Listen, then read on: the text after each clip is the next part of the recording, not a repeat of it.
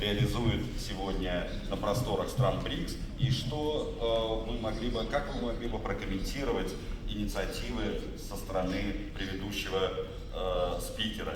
Пожалуйста, доктор Сахни, вам слово. Thank you, Chair. I would like to flag a few things. That food security is, of course, of paramount importance. We have to strike a balance between the biofuels and the food for the food security. And then, of course, climate change, the challenges which we are facing.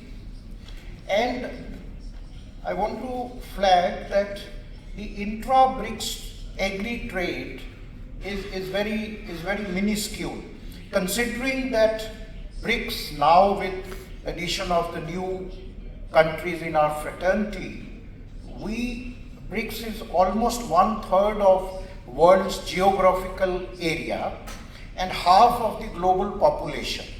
But if we look at the intra-BRICS agri trade, is not commensurate, is not proportionate to these figures. So what is holding them is, I think we immediately should have, as my friend from DMCC, Dubai, the nominee of CEO, and he's also here, Mr. Jignesh, we should have a BRICS agri portal.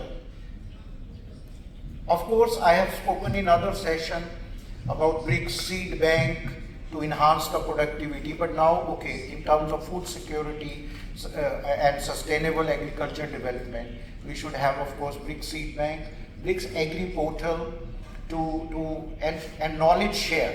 Suppose if India is successful in, our Honorable Prime Minister have announced scheme to give free food to about 800 million people for below poverty line. We have, the chair knows, the Brazil Zero Hunger Project, which was great success. We must have the sharing of this knowledge. And coming to the trade, because Russia is the chair, I think Russia is one of the biggest global suppliers of agri inputs. For example, fertilizers, nitrogen, phosphates, and potash, and you have conglomerates like Fosagro, Eurochem, Akron, and so on and so forth, and Uralchem and others. But on the product side, there is a lot of scope for Russia to export vegetable oils.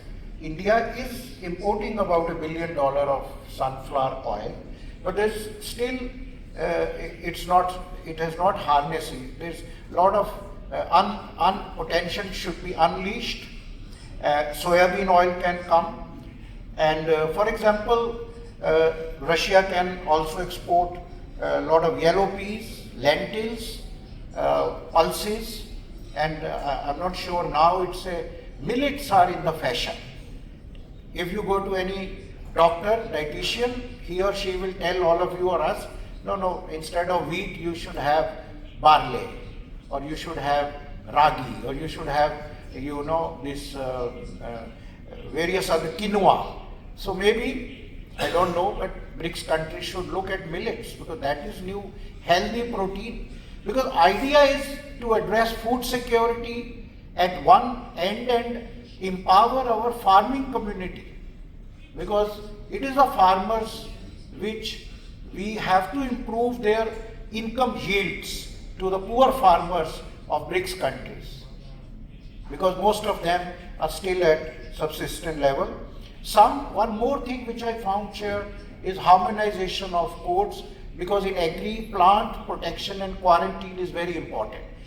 We are happy India exported some mangoes to Russia, but now, for example, India, for example, is self-sufficient in wheat. But suppose at some time there is some gap, and Russia has a lot of wheat, but I'm told it is now red in color, and this issue and that issue.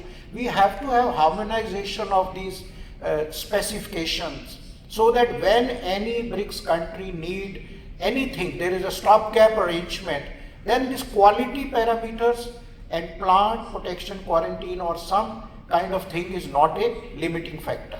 I'm sure Russian wheat can be used in blending because it's red in color.